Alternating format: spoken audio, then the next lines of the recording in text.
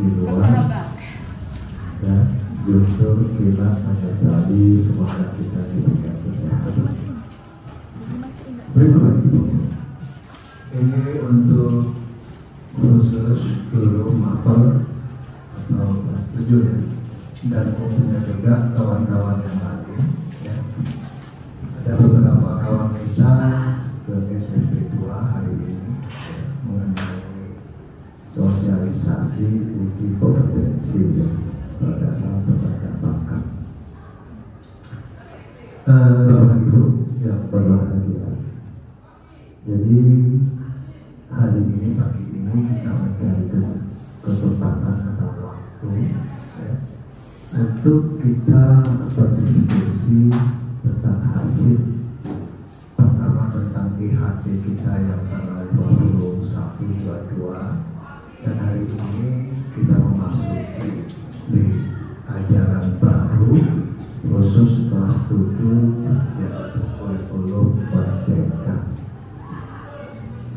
Nah, jadi Bapak Ibu, di dalam menyikapi kurikulum ya, yang namanya kurikulum baru yang baru dilaksanakan, dan kita juga baru memulai untuk melaksanakan, pasti kekurangan-kekurangan di sana sini pasti ada, dan mungkin banyak kekurangan-kekurangannya, dan memang kita tidak bisa kurikulum baru ini kita laksanakan dengan 100% itu pasti belum bisa ya, karena yang namanya baru ya, hal-hal yang baru, dan kita juga baru ya, selama ini kita hanya mengenal IKN ya, kurikulum merdeka.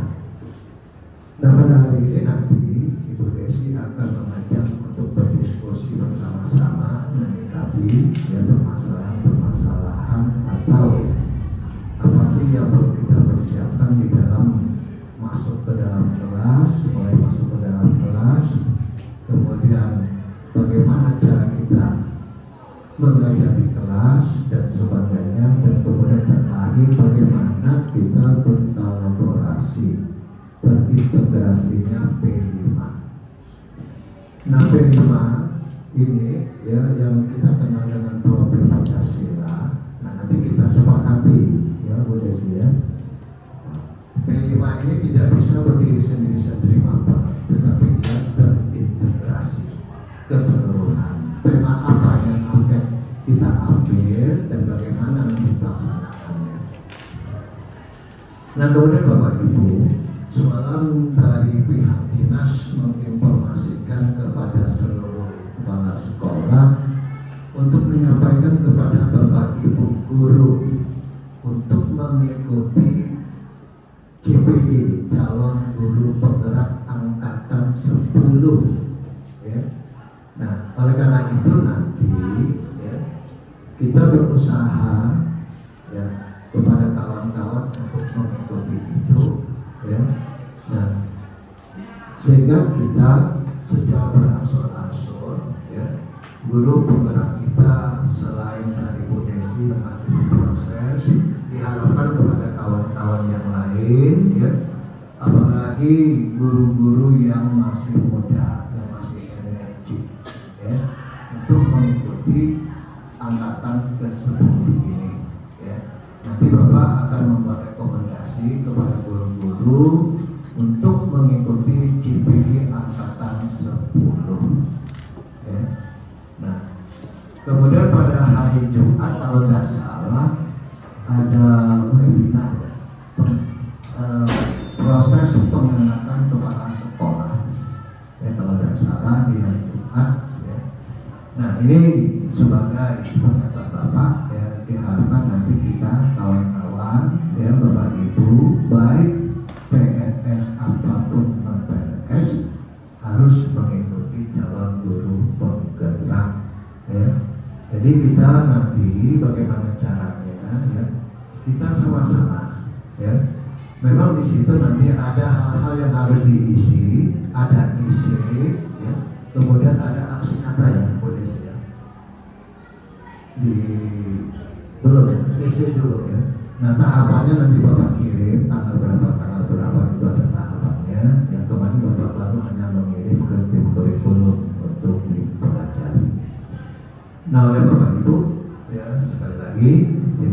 kasih atas kehadiran Bapak Ibu. Ini semuanya adalah untuk kita semua. Kita ingin memulai kurikulum Merdeka ini dengan paradigma baru, intinya perubahan, ya, mulai dari kita selaku pengajar dan anak didik. Sekarang ini beda dengan kemarin.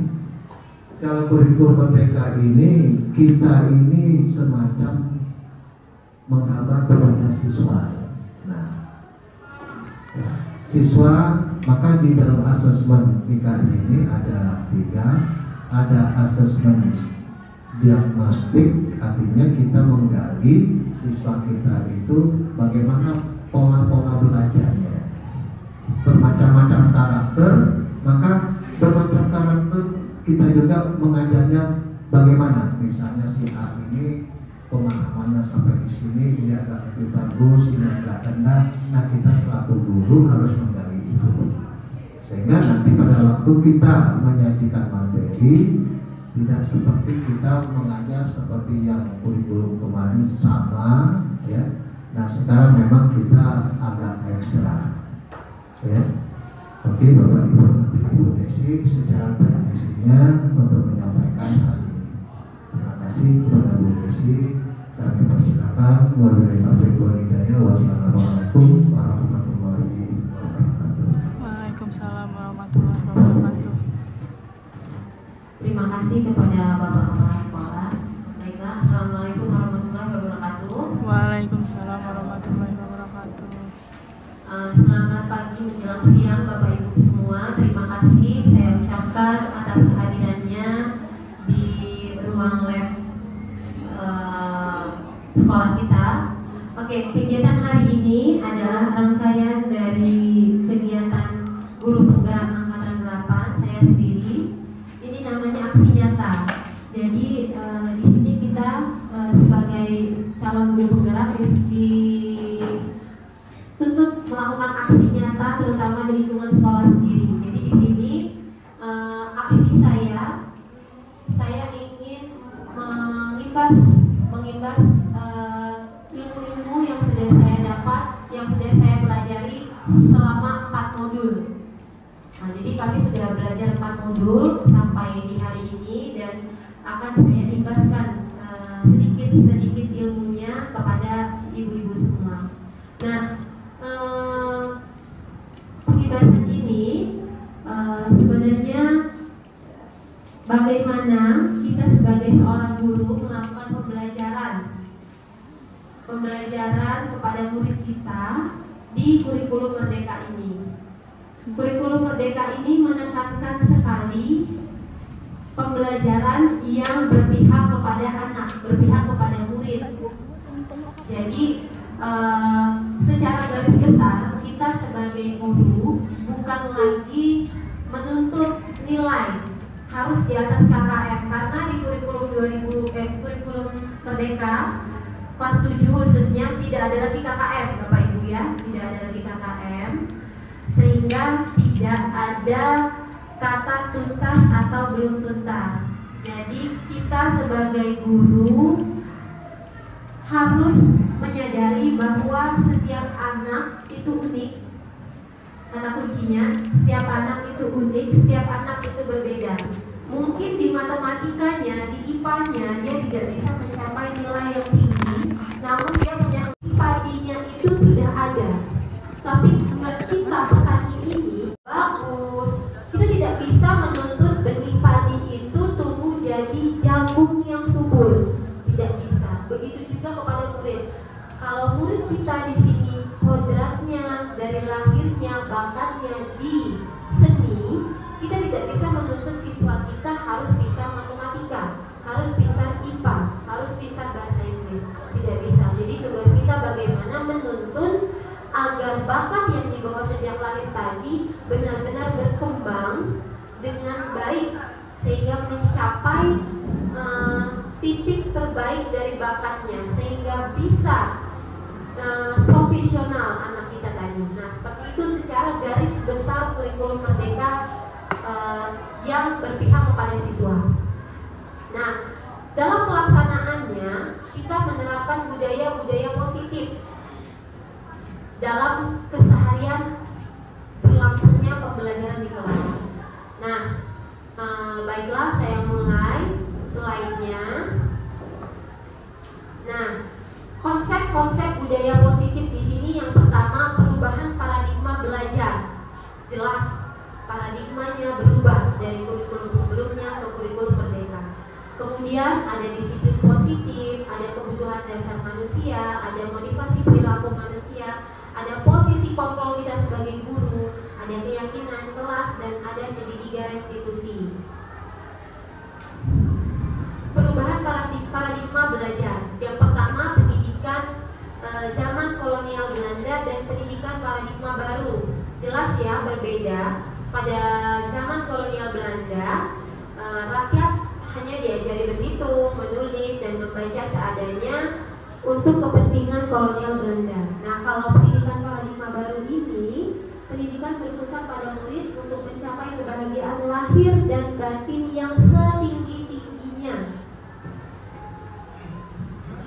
Pendidikan paradigma baru yaitu pembelajaran yang berorientasi kepada penguatan kompetensi dan pengembangan karakter yang sesuai dengan nilai-nilai Pancasila. Pembelajaran paradigma baru memastikan praktik pembelajaran yang berpusat pada murid, yang mana setiap murid belajar sesuai dengan kebutuhan dan tahap perkembangannya untuk mewujudkan profil pelajar Pancasila. Profil pelajar Pancasila di sini ada 6. Yang pertama beriman, bertakwa kepada Tuhan Yang Maha Esa dan berakhlak mulia. Yang kedua mandiri, kemudian yang ketiganya bernalar kritis, berkebinekaan global, bergotong royong, dan kreatif. Ini adalah 6 profil pelajar Pancasila yang harus kita capai. Nah, disiplin positif. Dalam budaya kita, makna kata disiplin itu adalah sesuatu yang dilakukan seseorang pada orang lain untuk mendapatkan kepatuhan. Di sini sebagai pendidik, tujuan kita adalah menciptakan anak-anak yang memiliki disiplin diri sehingga mereka bisa berperilaku dengan mengacu pada nilai-nilai universal dan memiliki motivasi intrinsik, bukan ekstrinsik. Disiplin positif merupakan salah satu cara penerapan disiplin yang bertujuan untuk menumbuhkan kesadaran anak untuk melakukan sesuatu tanpa hadiah, tanpa ancaman, dan tanpa hukuman. Jadi peserta didik itu diharapkan mereka itu disiplin atas keyakinan dan kesadaran dirinya sendiri, bukan lagi karena iming-iming hadiah atau bukan lagi karena ancaman sebuah hukuman. Maka dari itu di kurikulum merdeka ini tidak ada peraturan kelas, peraturan sekolah itu tidak boleh lagi Bapak Ibu. Yang adanya ganti bahasanya. Jadi keyakinan kelas, kesepakatan kelas, keyakinan sekolah, seperti itu. Nah, kebutuhan dasar manusia yang harus kita pahami dulu agar kita bisa memahami siswa kita lebih dalam. Ada 5. Yang pertama bertahan hidup. Bertahan hidup ini jelas kebutuhannya berupa kesehatan, makan, rumah, dan lain-lain. Kemudian rasa kasih sayang dan rasa diterima. Yang ketiga penguasaan, kemudian kebebasan dan kesenangan. Jadi kebutuhan dasar manusia ini harusnya dipenuhi, tapi kebanyakan bahkan hampir semua itu tidak terpenuhi, belum terpenuhi. Maka ini nanti akibatnya itu bisa ke pelanggaran-pelanggaran atau ke hal-hal negatif yang dilakukan siswa. Jadi ketika ada anak-anak yang melakukan hal di luar keyakinan atau kesepakatan kelas atau sekolah, maka itu merupakan akibat dari kebutuhan dasar anak itu yang belum terpenuhi. Motivasi perilaku manusia. Motivasi adalah dorongan yang timbul pada diri seseorang secara sadar atau tidak sadar untuk melakukan sesuatu tindakan dengan tujuan tertentu. Ini berdasarkan KBBI. Jenis motivasi perilaku manusia itu ada 2, ekstrinsik dan intrinsik.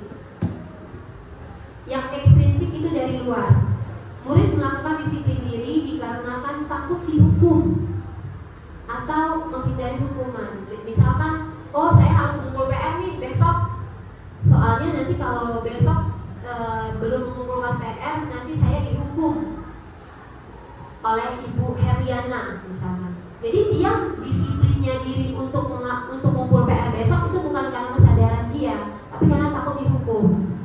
Atau misalkan murid melakukan disiplin diri dikarenakan ingin mendapatkan imbalan berupa hadiah atau pujian dari orang lain, pujian dari guru. Jadi kita di sini tidak boleh memberikan imbalan kepada murid. Memberikan pujian juga hati-hati. Memberikan pujian itu harus dipilah-pilih kata-katanya, atau lebih baik dihindari karena dapat menyebabkan timbulnya iri dari peserta didik yang lain. Jadi di kurikulum baru ini sebaiknya dihindari.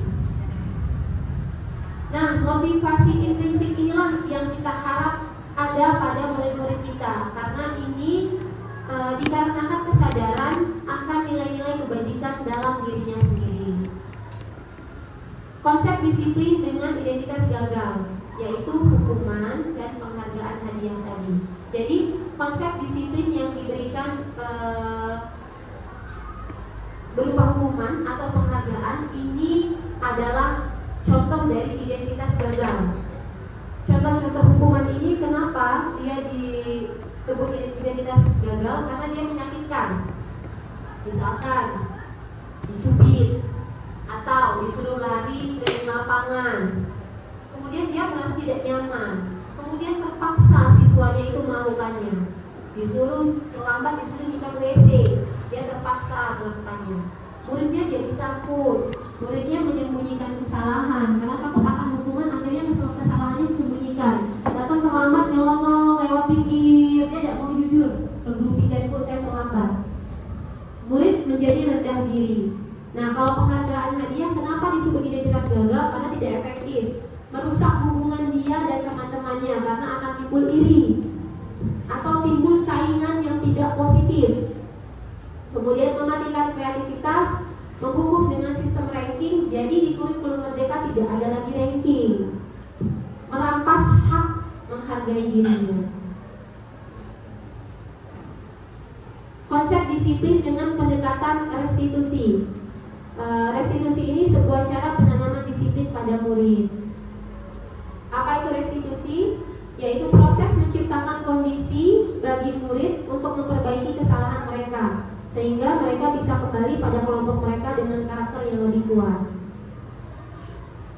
Ciri-ciri restitusi: pertama, menguatkan dan fokus pada solusi. Kemudian fokus pada karakter bukan tindakan. Kemudian bukan menebus kesalahan tapi belajar dari kesalahan. Ini sangat penting dipelajari guru BK. Kemudian mencari kebutuhan dasar yang mendasari tindakan. Nah, jadi misalkan dia terlambat atau dia melakukan sesuatu hal negatif, kita sebagai guru harus mencari tahu ini akibat dari kebutuhan dasar yang mana yang belum terpenuhi. Apakah dia kurang mendapatkan kasih sayang di rumahnya dan sebagainya. Kemudian tawaran bukan paksaan, jadi tidak ada lagi hukuman yang bersifat paksaan. Kemudian memperbaiki hubungan, dan terakhir menuntut untuk melihat ke dalam diri. Nah, proses restitusi ini sudah saya lakukan. Contohnya kemarin saya memanggil 2 siswa, saya memberikan 2 kasus, 1 terlambat, 1 mencontek. Nah, saya sudah melakukan aksi nyatanya terhadap siswa tersebut, bagaimana melakukan proses restitusi terhadap anak yang terlambat, terhadap anak yang mencontek. Nanti akan saya tampilkan perbedaan antara hukuman, konsekuensi, dan restitusi. Kalau hukuman ini murid disuruh berdiri di depan kelas selama 15 menit misalnya, atau guru marah-marah terhadap murid sehingga murid jadi takut, atau murid disuruh menulis "saya tidak akan terlambat lagi sebanyak 100 kali", atau disuruh menyikat WC, atau disuruh lari keliling lapangan. Itu contoh hukuman. Kalau konsekuensi ini, guru memberikan konsekuensi untuk tetap berada di kelas selama jam istirahat berlangsung. Misalkan karena dia terlambat masuk jam seni, kemudian guru seninya bilang, "Oke, nanti istirahat kamu harus di kelas, nggak boleh istirahat sebagaimana teman-teman kamu istirahat." Atau guru tegas dan siswa menghormati peraturan. Yang restitusinya, guru menanyakan keyakinan kelas dan dirinya. Kemudian Kemudian guru membantu siswa menyelesaikan masalahnya, dan guru terbuka dan siswa menghormati dirinya dan orang lain.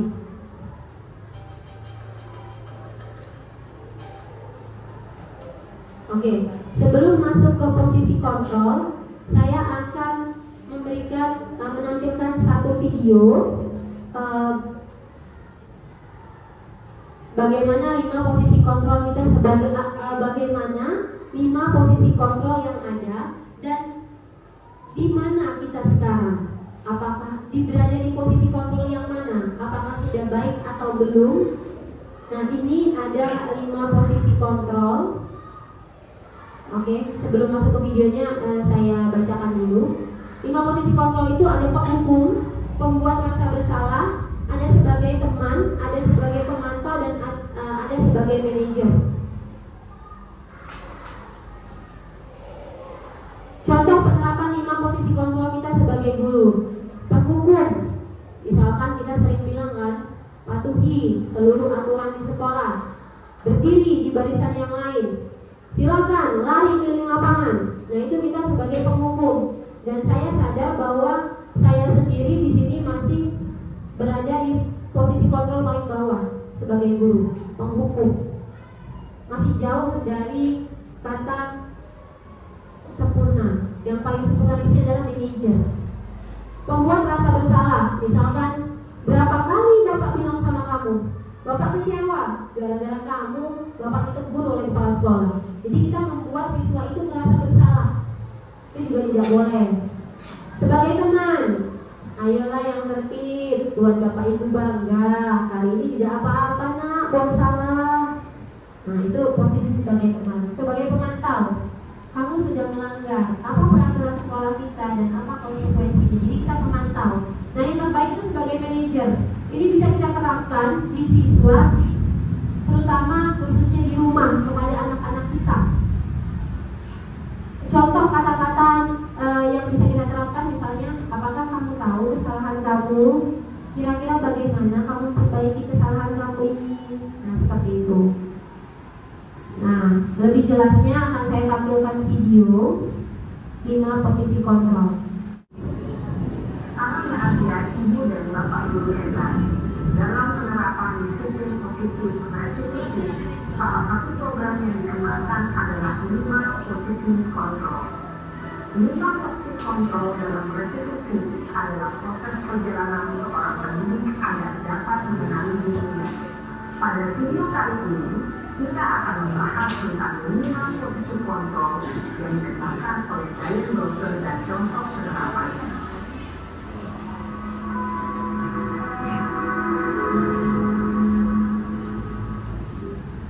5 posisi kontrol itu adalah 1. Posisi penghukum, 2. Posisi pembuat rasa bersalah, 3. Posisi teman, 4. Posisi pemantau atau monitor, dan 5. Posisi manajer. Untuk lebih memahami ke-5 posisi tersebut, mari kita saksikan kasus Naren yang terlambat hadir. Pergi sana lapangan basket. Posisi penghukum biasanya berbicara dengan nada tinggi, menghakimi, menunjuk-nunjuk, menyakiti, dan menyindir. Hukuman bisa berupa fisik maupun psikis. Ibu dan Bapak Guru hebat, dampak yang terjadi pada murid ketika guru berada pada posisi penghukum adalah murid cenderung akan memberontak, bahkan melupa dendam.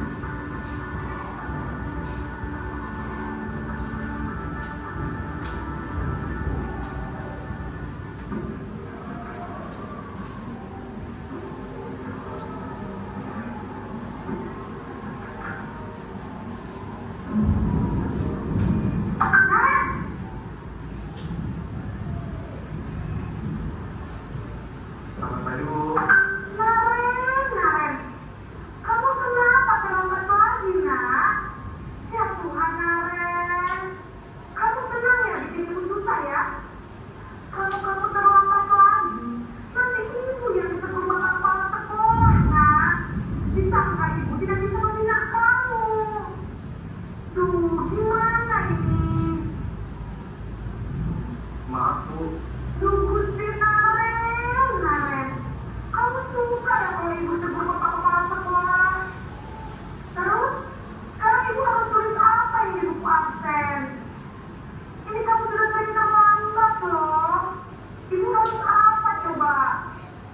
aku.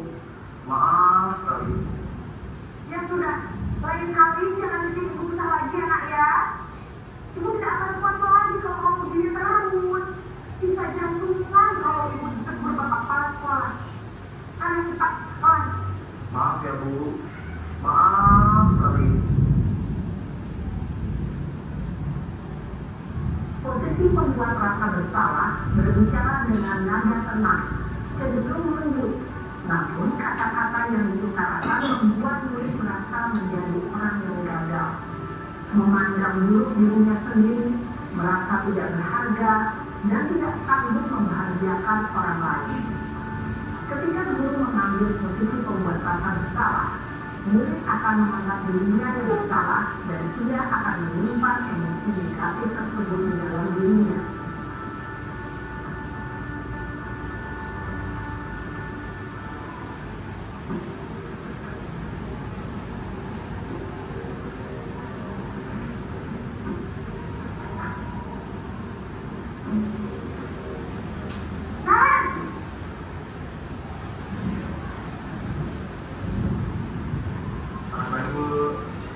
Wah, sudah jam berapa nih, Nak? Terlambat lagi ya, sayang. Iya Bu, habis ibu saya lupa bangunkan saya Bu. Kamu malah menyalahkan ibu kamu. Kamu bukannya anak yang namanya paling kencang. Kok terlambat sih? Iya Bu, saya memang selamat bangun tadi. Jadi biar aku secara kencang tetap gak tersenjar Bu. Ya sudah sana. Nanti lain kali larinya lebih kencang lagi ya. Biar gak terlambat lagi. Bikin seneng ibu. Demi ibu. Bisa kan?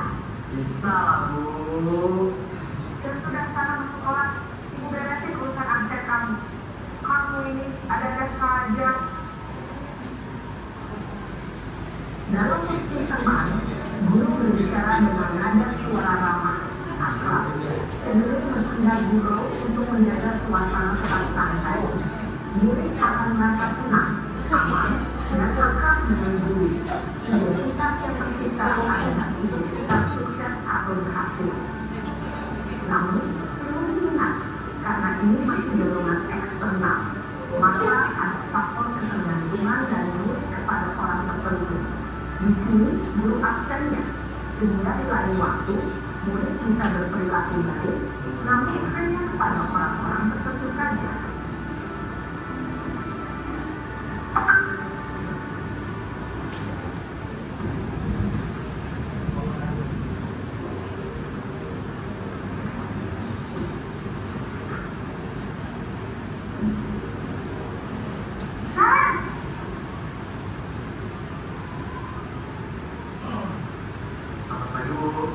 Naren, apa peraturan sekolah kita tentang jam berapa kita harus masuk sekolah, Nak? Kita harus di sekolah dulu. Iya betul, sekarang sudah jam 7.20. Naren sudah tahu konsekuensinya jika terlambat hadir. Paham Bu, saya harus tinggal kelas pas jam istirahat selama 20 menit. Iya benar, konsekuensinya demikian. Jadi nanti jam 9.30 pas istirahat, kamu harus tinggal di kelas, kerjakan tugas tambahan untuk ketertinggalan kamu, ya? Baik Bu. Posisi pemantau mengandalkan penghitungan atau data untuk mengontrol murid. Guru mengarahkan murid berdasarkan peraturan dan konsekuensi. Seorang pemantau menunjukkan bahasa tubuh dan ekspresi wajah yang datar dan cenderung formal.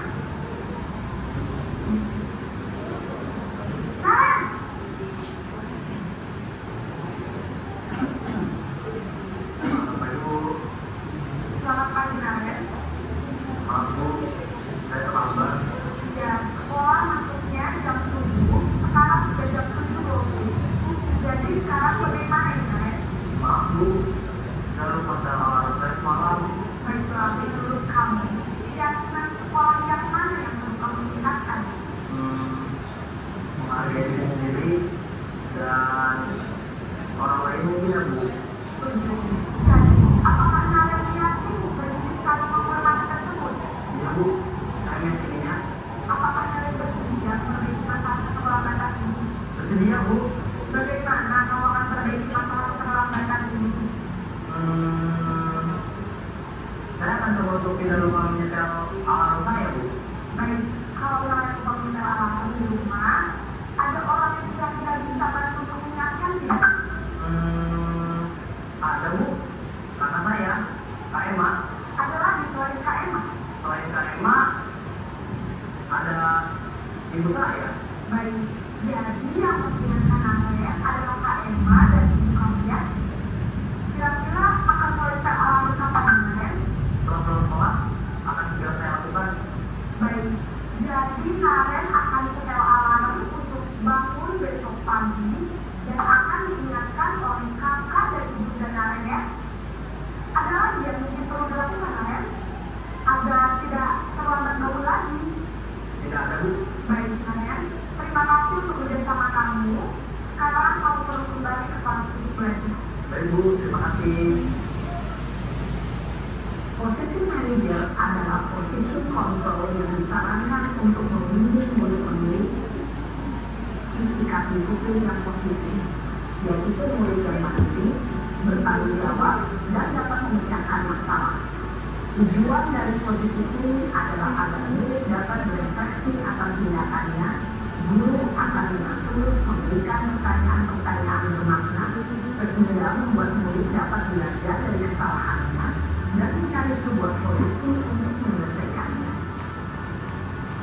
Ibu dan bapak guru hebat, setelah mengamati adegan kelima posisi kontrol tadi, kira-kira posisi mana yang paling ideal? Posisi mana yang dapat menunjang motivasi prinsip murid? Ya, tentu posisi manajer. Posisi ini memang posisi ideal yang ingin dituju setiap murid. Pada posisi inilah, guru dapat menerapkan disiplin positif yang berpihak pada murid, yang memerdekakan murid. Perjalanan seorang pendidik tentunya tidak mudah untuk sampai pada posisi seorang manajer. Namun, tujuan kita pasti, yaitu menciptakan murid-murid yang mandiri, merdeka, dan bertanggung jawab. Semoga penggambaran 5 posisi kontrol yang telah diperlihatkan ini dapat menjadi ajang refleksi bagi kita semua, agar dapat terus mengasah dan menerapkan disiplin positif yang memerdekakan murid. Mari terus berlatih dan bersemangat. Selamat menerapkan. Salam dan bahagia, Ibu dan Bapak Guru hebat.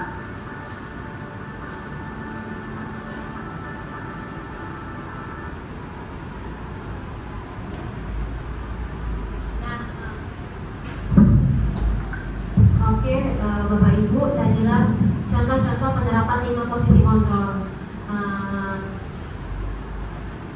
Saya yakin kita di sini masih banyak menjadi posisi penghukum.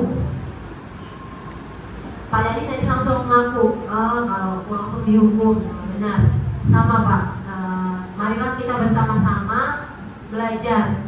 Tidak langsung bisa jadi manajer, tapi perlahan-lahan menerapkan ke yang lebih baik lagi. Nah, ini keyakinan kelas. Jadi, terutama seluruh wali kelas dan guru mapel kelas 7. Pertama kali besok setelah MPLS kita masuk kelas. Nah, ini kita harus laksanakan dulu membuat keyakinan kelas atas kesepakatan bersama. Wali kelas itu kesepakatan atau keyakinan kelas dengan murid kelas 7. Guru mapelnya juga membuat keyakinan kelas bersama dengan murid-muridnya. Untuk kelas 8 dan kelas 9 juga bisa diterapkan di kelas. Gunanya apa? Karena di sini kita sama-sama mau menanamkan motivasi prinsip anak yang tadi, sehingga anak bukan lagi takut hukuman, mengharapkan hadiah, tapi mereka memiliki keyakinan-keyakinan dari dalam diri masing-masing. Kenapa harus dibuatkan keyakinan kelas? Kenapa tidak peraturan saja atau tata tertib seperti biasanya? Sekarang ada pertanyaan, mengapa kita memiliki aturan memakai helm saat naik motor? Atau mengapa kita memiliki aturan memakai sabuk pengaman saat naik mobil? Jawaban kita semua pasti sama. Kita menginginkan keselamatan. Benar ya Bapak Ibu? Oke. Seseorang akan lebih tergerak dan bersemangat untuk menjalankan keyakinannya daripada hanya sekedar mengikuti serangkaian peraturan tertulis tanpa makna. Jadi, misalkan pakai helm tadi. Kita tahu ada orang yang tahu pakai helm itu juga salah satu aturan lalu lintas, tapi tetap dilanggar. Kenapa? Karena itu salah satu bentuk dari ekstrinsik aturan, peraturan. Dia tetap dilanggar, dia tidak pakai helm karena bukan dari keyakinan dirinya sendiri, tapi kita yang memakai helm karena kita yakin untuk keselamatan, maka tanpa aturan pun kita akan tetap memakai helm karena kita mau diri kita selamat. Kita pakai sabuk pengaman di mobil untuk keselamatan diri kita, berarti itu kita yakin untuk keselamatan, sadar diri dari dalam diri sendiri. Inilah faktor intrinsik tadi. Proses pembuatan keyakinan kelas. Nah, prosesnya tidak boleh guru yang buat sendiri, malam-malam dibuat sendiri kemudian langsung dibina keyakinan kelas kita. Tidak boleh, tapi harus bersama-sama dengan murid membuatnya. Seperti yang sudah kita buat dengan Ibu Indah kemarin, sebelum kita melangsungkan IHT, kan kita membuat dulu kesepakatan kelas bersama Ibu Indah. Bagaimana pembentukan keyakinan kelas? Yang pertama, lebih abstrak dari peraturan. Kemudian sedikit saja agar mudah diingat siswa. Kemudian berupa pernyataan universal. Selanjutnya sesuai dengan kondisi kelas agar mudah diterapkan. Kemudian dibuat dalam bentuk positif. Jadi tidak boleh ada harus datang tepat waktu, tidak boleh, karena kata harus itu bukan merupakan kalimat positif. Kemudian semua warga kelas harus terlibat ya saat pembuatannya. Langkah-langkah merumuskan keyakinan kelas. Yang pertama, guru mensosialisasikan tentang keyakinan kelas kepada siswa. Kemudian siswa menulis keyakinan kelas yang mereka inginkan. Kemudian guru dan siswa mengulas keyakinan kelas yang telah ditulis. Kemudian empat, guru dan siswa memilah keyakinan kelas yang penting. 5, mengubah keyakinan kelas menjadi sebuah kalimat positif. Yang keenam, mengecek dan menyepakati keyakinan kelas. Jadi mungkin bisa yang pertama guru dulu mensosialisasikan keyakinan kelas, apa itu keyakinan kelas, apa itu kesepakatan kelas. Kemudian siswa ini diminta untuk menulis pada kertas masing-masing apa saja keyakinan kelas yang mereka inginkan. Nah, setelah itu baru mungkin kita ajak mereka berdiri satu persatu membacakan apa keinginan mereka tadi. Setelah itu baru guru dan siswa menyepakati, menyimpulkan apa saja yang mau kita ambil untuk kesepakatan kelas kita atau untuk keyakinan kelas kita. Contoh keyakinan kelas bisa bertanggung jawab, mengerjakan tugas piket, bisa disiplin dan bersikap jujur, bersikap sopan dan menghormati guru, saling tolong menolong, bersikap tenang saat pelajaran berlangsung, kemudian hidup rukun dengan teman. Nah, ini contoh-contoh kalimat positif yang ada di keyakinan kelas. Segitiga restitusi. Nah, ini 3 tahapan segitiga restitusi yang bisa kita terapkan pada posisi manajer. Bagaimana kita seorang guru menerapkan tahapan segitiga restitusi ini untuk menyelesaikan permasalahan yang dilakukan oleh siswa. Nah, ini sangat erat sekali dengan kegiatan guru BK, wali kelas maupun guru mapel, tapi lebih ke guru BK ya kalau saya. Yang pertama, ketika ada murid yang salah atau melakukan kesalahan, yang kita lakukan harus menstabilkan identitas. Misalkan dengan kata-kata setiap orang pasti pernah melakukan kesalahan. Jadi kita tidak boleh menyalahkan siswa, karena setiap orang pasti melakukan kesalahan. Yang kedua, kita memvalidasi tindakan yang salah. Misal kamu pasti punya alasan mengapa melakukan itu. Jadi kita menanyakan alasan siswa kita mengapa dia melakukan itu. Dan yang ketiga, menanyakan keyakinan. Pada tahap ketiga ini kita mengingatkan pertama poin apa pada keyakinan kelas atau keyakinan sekolah yang dilanggarnya. Kemudian kita memberikan pilihan-pilihan apa kepada siswa kita yang mau dia lakukan berikutnya agar kesalahan tadi tidak terulang kembali. Jadi bukan kita yang ngasih tahu ya, misalkan kamu besok harus pasang alarm, kamu besok harus gini-gini, tapi tidak. Kita yang bertanya, menawarkan apa yang mau dilakukan oleh siswa kita untuk menyelesaikan permasalahannya.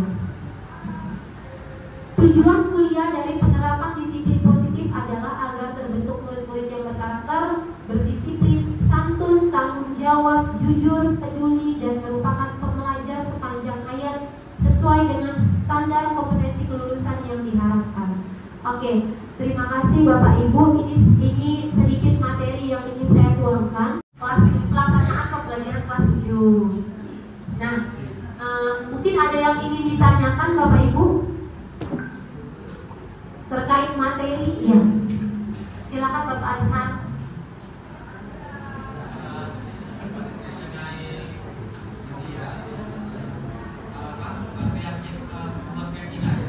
Membuat keyakinan kelas. Oke.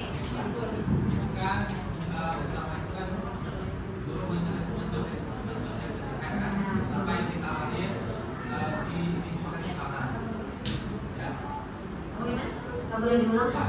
Kan awalnya kan disosialisasikan, disepakatikan. Ya. Itu kan pertama itu kan guru-guru itu kan berbeda-beda. Ya betul. Nah, bagaimana kalau selanjutnya di setiap guru itu menilai karakternya akan kalau ada yang berbeda, apakah bisa dikolaborasikan atau gimana? Karena biar nanti siswanya tidak bingung gitu. Mungkin boleh saya jawab ya Pak. Pertama wali kelas dulu kan saya tadi bilang. Mungkin untuk wali kelas kesepakatan atau keyakinan kelasnya boleh ditempel di kelas. Desain cantik ditempel di kelas. Itu untuk wali kelas. Kalau mapel mungkin jangan karena numpuk-numpuk. Kalau untuk guru mapel sifatnya mungkin dia lebih rinci kan. Pasti dia melihat dulu keyakinan kelas. Kemudian mungkin menambahkan sedikit-sedikit saja. Dan saya yakin rata-rata sama saja. Dari antara 10 mapalan mungkin mengumpulkan tugas tepat waktu. Kalau secara keseluruhan yang secara keseluruhannya sudah dibuat oleh wali kelas dulu. Nah, mungkin guru mapel ada yang mau ditambahkan lagi dana dari keyakinan kelas yang sudah kalian buat bersama wali kelas. Atau kita menawarkan, boleh nggak ibu nambahin satu, misalkan berpenampilan dan berpakaian rapi. Nah, misalkan itu belum ada, boleh. Yang sifatnya harus universal. Jadi menurut saya mungkin hampir semua guru sama saja. Ada lagi? Nah, sudah belum Bapak Azhar? Terima kasih. Ada lagi Bapak Ibu? Usil? Oh bukan. Ada yang mau ditanyakan lagi? Mungkin cukup karena tidak ada lagi yang ditanya. Oke, terima kasih atas kehadirannya Bapak Ibu. Semoga kegiatan yang hari ini kita laksanakan bermanfaat, menambah ilmu dan wawasan kita sebagai guru. Sekali lagi saya ucapkan terima kasih atas kehadirannya. Assalamualaikum warahmatullahi wabarakatuh.